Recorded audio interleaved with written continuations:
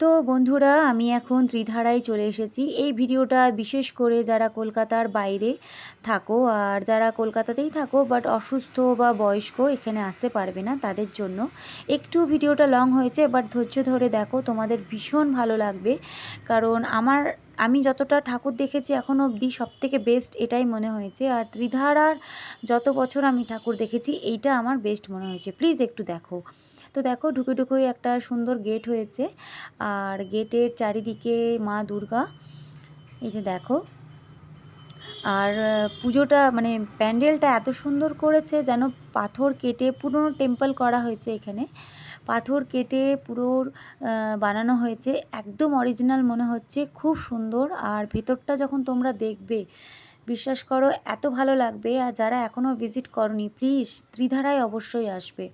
দেখো, আমি প্রমোশন করছি না, কিন্তু যেটা ভালো সেটা আমি বলবই। বিশাল মানে খুবই ভালো, খুবই ভালো। মানে ভিড় থাকলেও ভিড়টা যেন মনে হবে কিছুই না, এত ভালো, মুগ্ধ হয়ে যাবে তোমরা।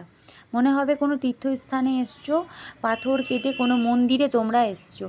চলো আস্তে আস্তে এবার আমরা একটু ভিতরের দিকে এগিয়ে যাই। দেখো মন্দিরটা কি সুন্দর বানানো হয়েছে না? চলো আমরা আস্তে আস্তে ভেতরে যাই। এখানে দেখো শিব ঠাকুরটা খুব সুন্দর হয়েছে। দাঁড়াও আমি আরও ভালোভাবে ক্লিয়ার করে দেখাবো। ভিড়ের মধ্যে এত কষ্ট করে ভিডিও করছি বন্ধুরা, প্লিজ একটু লাইক কমেন্ট করে পাশে থেকো, একটু ভালোবাসা দিয়ে পাশে থেকো, তাহলে আমার আরও উৎসাহ বাড়বে তোমাদেরকে আরও ভালো ভালো ব্লগ তৈরি করে দেওয়ার, আমাদের কলকাতার পুজো দেখানোর। আর আমি তো সব পুজো দেখাতে পারবো না, কারণ সব তো সম্ভব না। আমি যেগুলো খুব স্পেশাল সেগুলোই তোমাদের সঙ্গে শেয়ার করছি। এখানে দেখো ঝর্ণা পড়ছিল, পাশে শিব ঠাকুর, শিব মন্দির। আর এখানে ঝিলে কিন্তু অনেক কালারফুল মাছ ছিল, যেটা ক্যামেরায় ক্লিয়ার আসেনি। দেখো একবার দৃশ্যটা বন্ধুরা, কি সুন্দর না? দেখো শিব ঠাকুরের পাশে ঝর্ণা বইছে, পুরনো মন্দির। দেখো ওইখানে যারা যাবে বা যারা গেছো তারা হয়তো আমার সঙ্গে একমত হবে, মুগ্ধ হয়ে গেছি জাস্ট। পুজো প্যান্ডেল হোপিংয়ে বেরিয়েছি, মনেই হচ্ছিল না, মনে হচ্ছিল কোনো তীর্থস্থানে এসেছি। এবার দেখো মা দুর্গাকে, ওহ অসাধারণ বন্ধুরা, অসাধারণ। দেখো পাথর কেটে যেন মা দুর্গাকে তৈরি করা হয়েছে। সত্যি যারা বানিয়েছে তাদেরকে অসংখ্য ধন্যবাদ, যে আমাদের জন্য এত কষ্ট করে, তারা এত পরিশ্রম করে এত সুন্দর, মানে তাদের ভাবনায় আসে এত সুন্দর, সত্যি তাদেরকে অসংখ্য ধন্যবাদ। চলো আস্তে আস্তে আমরা এগিয়ে যাই। দেখো আমি বারবার শুধু এই জায়গাটাই ভিডিও করছি তোমাদের জন্য, সত্যি আমারও ভীষণ ভালো লেগেছে। এই ঝর্ণাটা তো অসাধারণ, একবারে অরিজিনাল মনে হচ্ছিল বন্ধুরা। এটা যে একটা প্যান্ডেল একদম বোঝা যাচ্ছে না।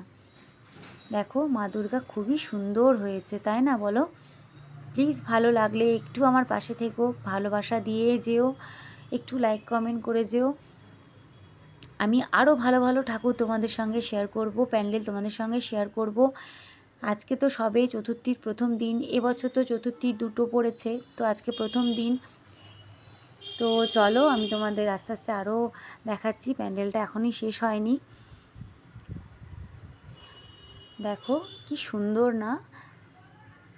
এই যে দেখো গণেশ ঠাকুরটাও কি সুন্দর হয়েছে, খুব সুন্দর হয়েছে বন্ধুরা। তোমরা যারা এখনও অবধি আসোনি প্লিজ এসে দেখে যেও, খুবই সুন্দর হয়েছে, এখন অবধি আমার বেস্ট মনে হয়েছে।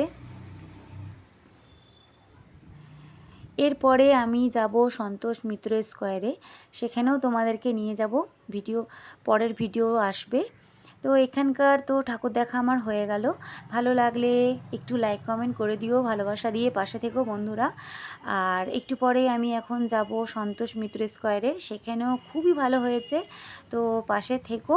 চলো তোমাদেরকেও সঙ্গে করে নিয়ে যাই। আর আমার প্রত্যেকটা ব্লগ তোমরা দেখো। এই ব্লগটা একটু লম্বা হয়েছে বাট খুব সুন্দর হয়েছে, তোমাদের সঙ্গে শেয়ার করলাম। আমিও ভবিষ্যতে পরে আবার ইচ্ছে হলে দেখতে পাবো, তাই আমি ভালো করেই ব্লগটা তৈরি করেছি। তো সবাই পুজো এনজয় করো, আর একটু পরে সন্তোষ মিত্র স্কোয়ার চলো যাই।